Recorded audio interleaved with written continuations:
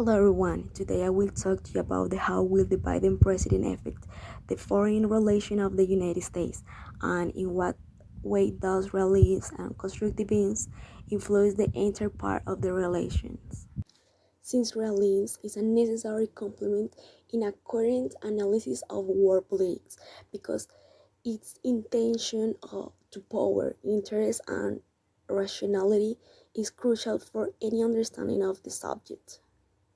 Perceiving the states as a supreme entity and of value relevance, then the pattern of the states arise to protect the physical, political, and cultural entity against the constant threat of the other nations.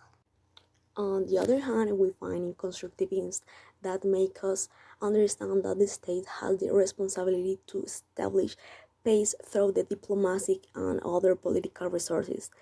The idealistic viewpoint out that war should be used only as a lead measure, discard as much as possible.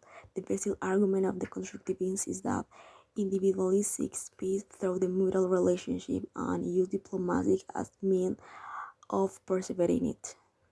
And it's well known the government passed by President Trump, the realistic model predominate taking into account his policy consists mainly of the domination and the political and economic sense that have led him to several international conflicts characterized by himself and individualistic and face of the decision and even nationalist.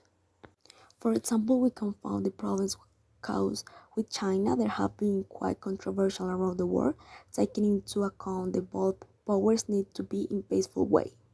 Among the other reference that could be taken about the Trump government. On the other hand, the Biden government tends to be more constructivist since they implement alternatives that in the past government has not been contemplated. Among the examples, we find its a commitment to the environment by agreeing to significant reduce of the emission of the gases. But what else is highest is the commitment to implement the of diplomatic in any problematic situation of the international level, such as a conflict with New Korea, China, the Middle East, and Russia, thus showing the change that is expected by Biden, proposing that alarms are the last option through proving international pieces of the mind about the prevention of the possible war that were once in latent danger.